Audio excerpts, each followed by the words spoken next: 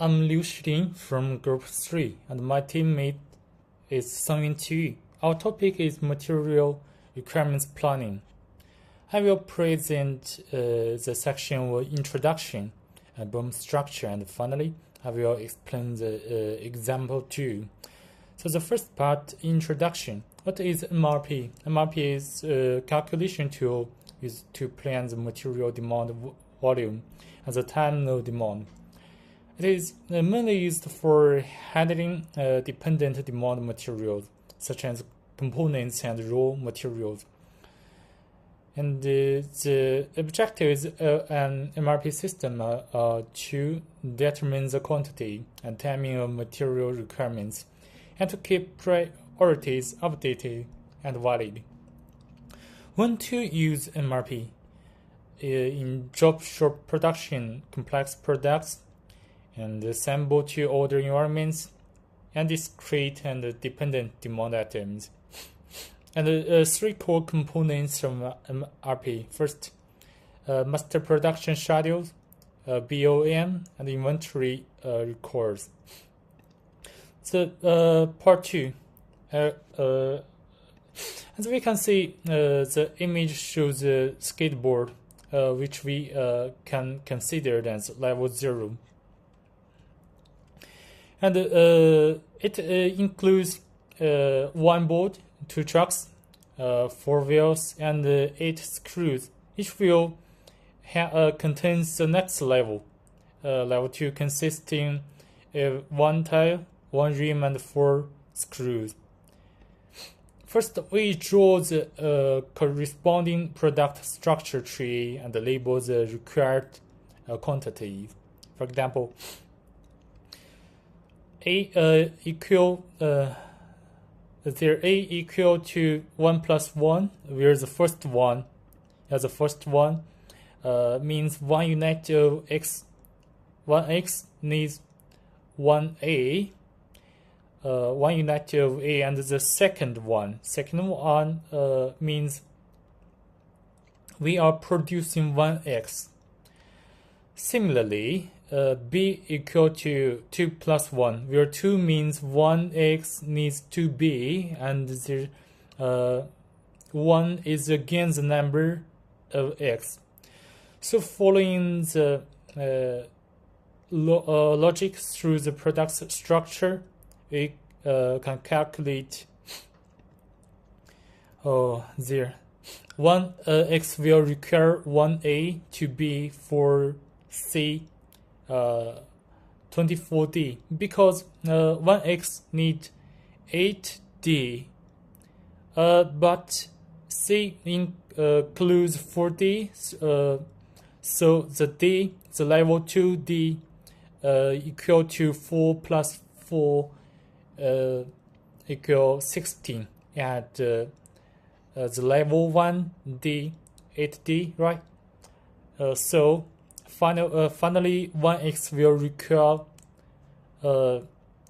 8 plus 16, so we 1x require 24D, and 4e and 4f. The example 2, manufacturing company produce a final product. Okay, product B. Each B consists of 2 units of component A, 3 units of component B. Further, each A is made of 2 units of part C and 1 unit of part B.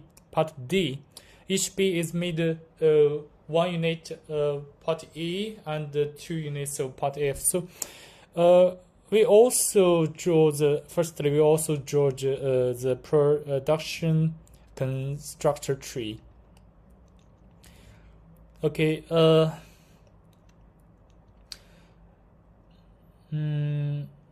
we calculated that 1p the same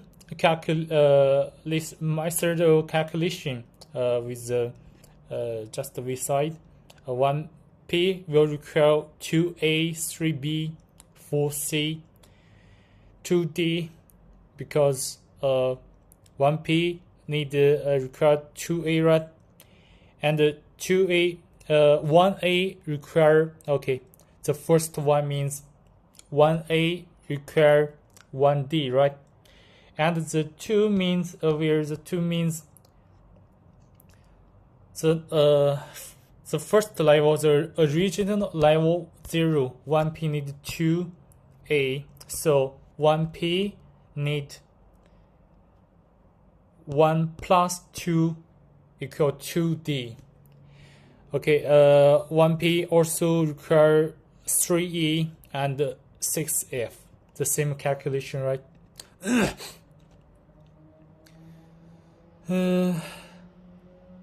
Importantly, I want to explain the wait. Now I want to emphasize the second question: how to calculate night requirements when inventory is considered.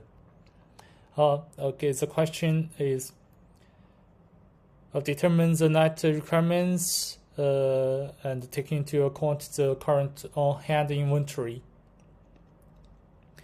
We simply subtract the on-hand inventory from the gross requirements we calculate from the product tree. For instance, 8 units of P require 6 units A, but since there are 4 units of A in inventory, we can see in the photo, we had 5 inventory A, 2B, 20C, and so on. So using this, so the night requirement for A is actual 8P, right?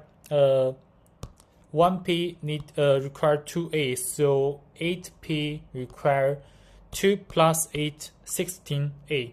But we have just I mentioned A have 5 inventory, so actually we the night requirements for A is 16 minus 5 inventory equal to 11. So using this method, we can determine that for 8 units of P, we need 8P will require 11A, 22B, 12C, 1D, 16E, 13F, right? Okay, the next part of the presentation will be delivered by Sang-Yun Yuki, Sang-Yun TV. I will explain the example 2. Okay, my name is Sang-Yun Qiyu. Next is my presentation. The part 3 is MRP processing. MRP processing takes the end item requirements specified by the master schedule and explodes them into time-forced requirements for assembled parts and raw materials using the bill of materials of state by lead times.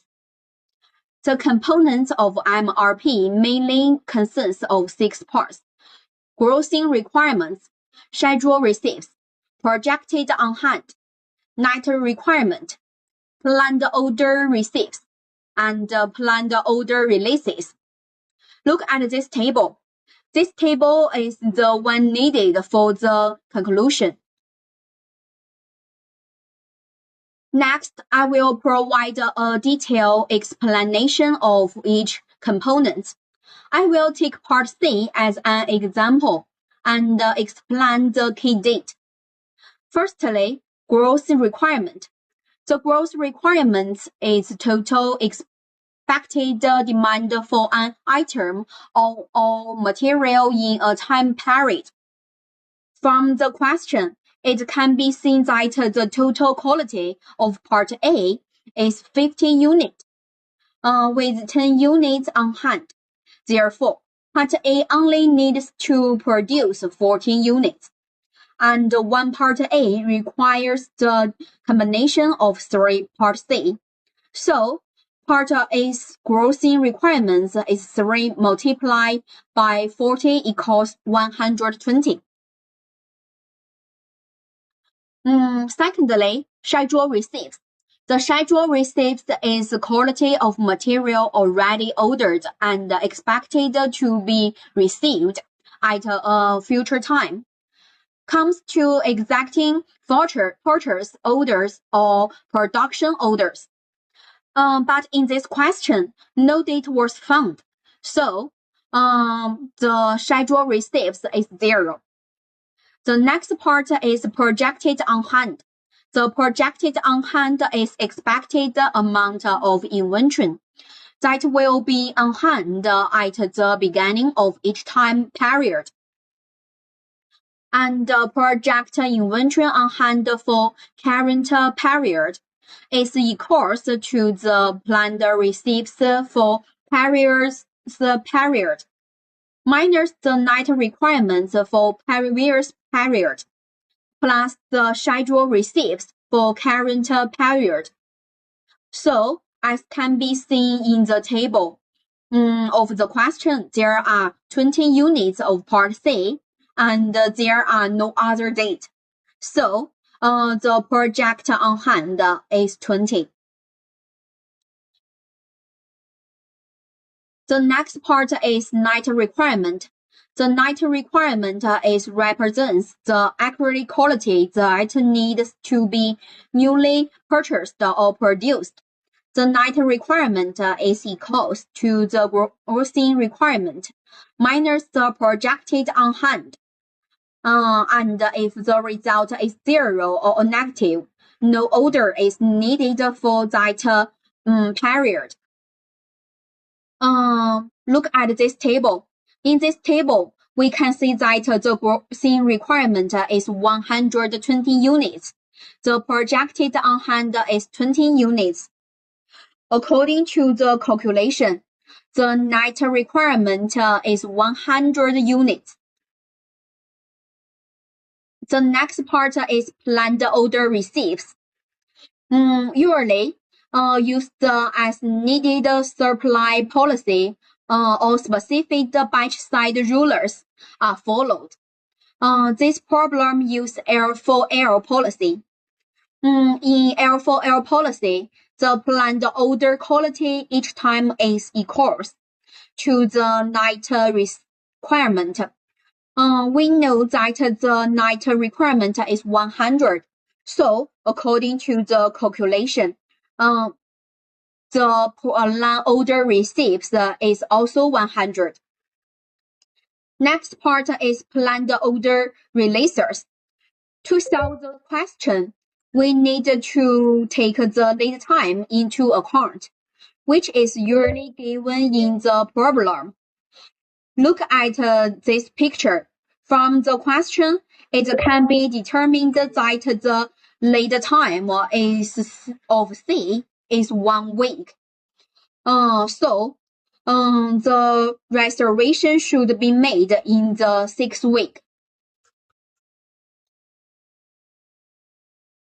The part 4 is MRP example 1. Look at this picture. Example 1 is the symbolic issue of CD.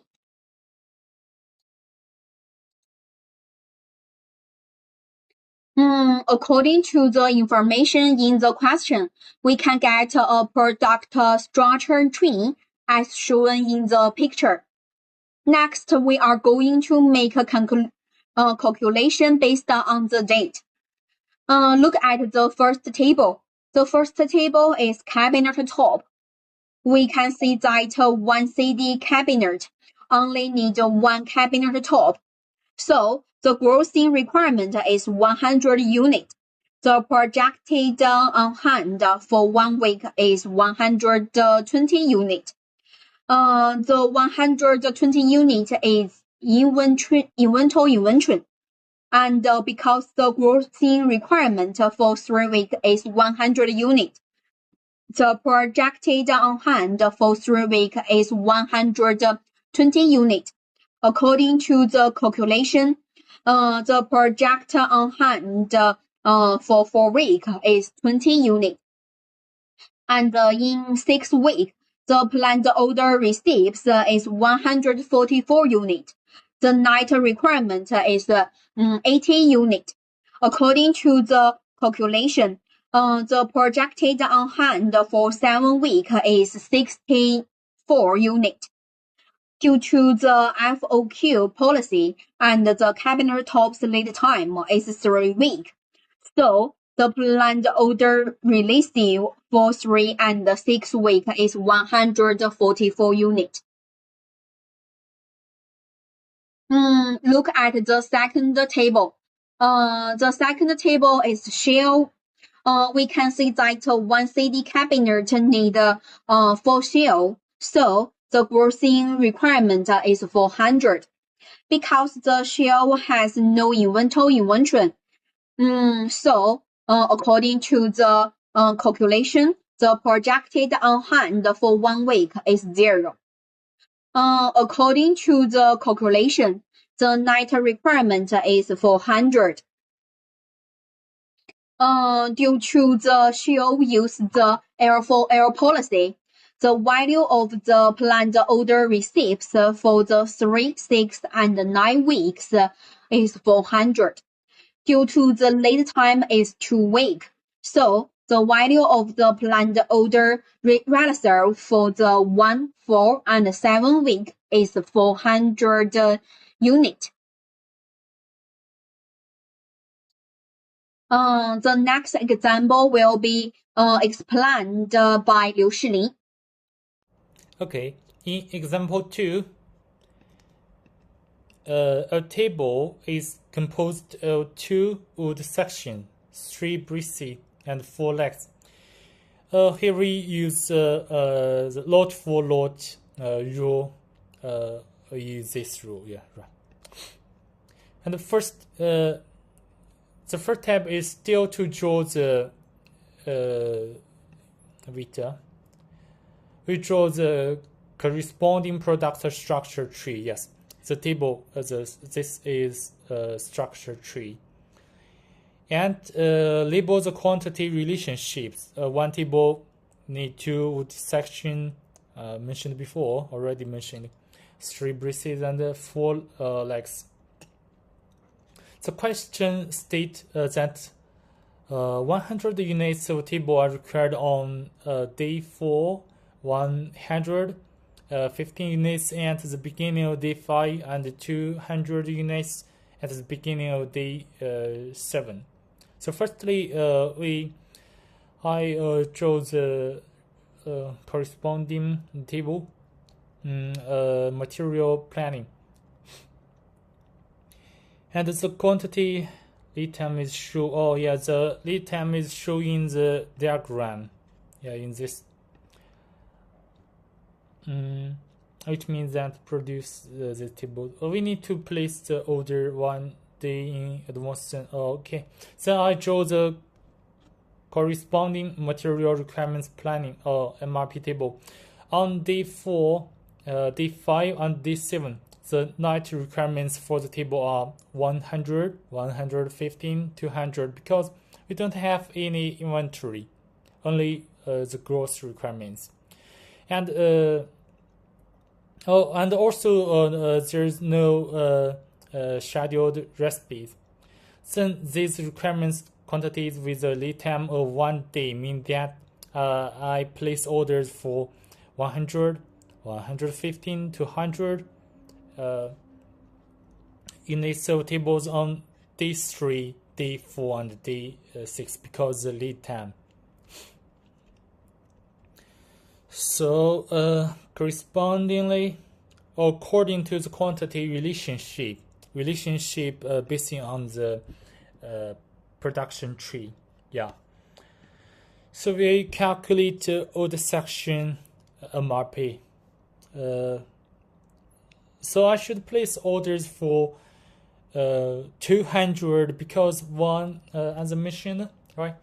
One table need 2 wood sections. So 100 planned ordered in day 3. So similarly, we order 100 plus 2 equal to 200 in day 3, and correspondingly for in the day 4 we require 360. We require 400. But in the question, okay, let's see.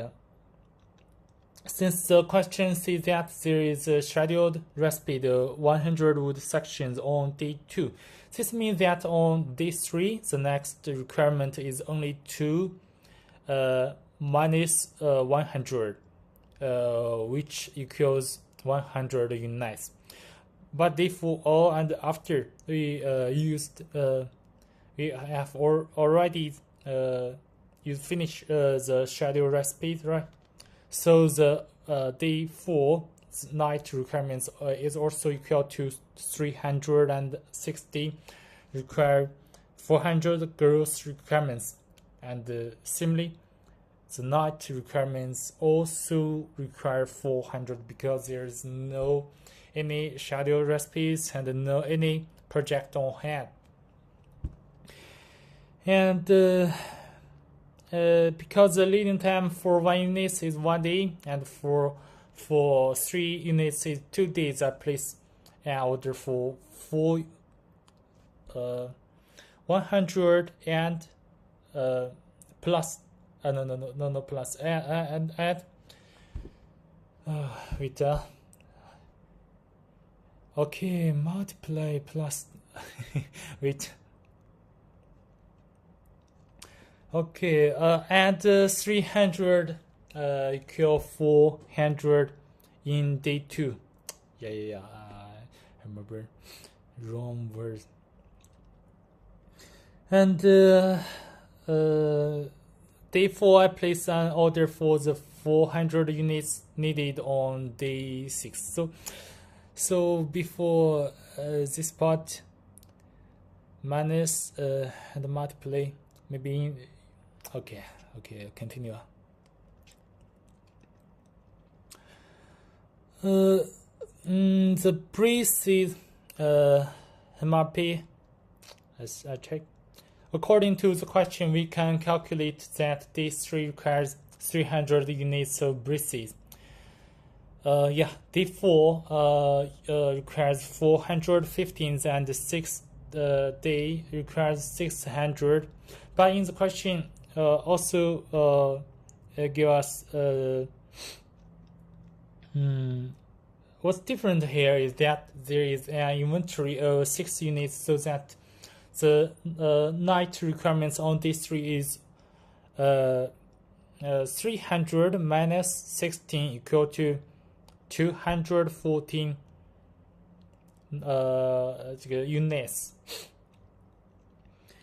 The inventory is used up so that so the night requirements for day 4 and day 6 remain unchanged at 415 and 600 respectively. Similarly, according to the lead time, I place an order for 214 units of braces on day 1, 515 units on day 2, and 6 units on day 3. And finally, what's left is like the requirement on day 3 is 440, requires 660, requires 800. And there is an initial inventory of 120 units, and the calculation method is the same as for the braces. The net requirements for day 3 is 400 minus 400 minus 120 equal to 218. And 40 and 60 also don't have any project on hand, so requires the same net requirements with the gross requirements. So finally, I place an order for 218 plus 600, which equals 818 units of legs on day 1 and place an order for 800 units of legs on day 3.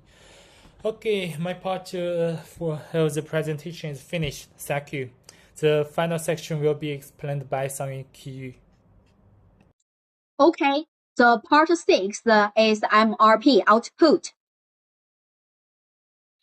The MRP output is mainly divided into two parts, primary report and secondary report. The primary report includes planned order releases, and change the planned order.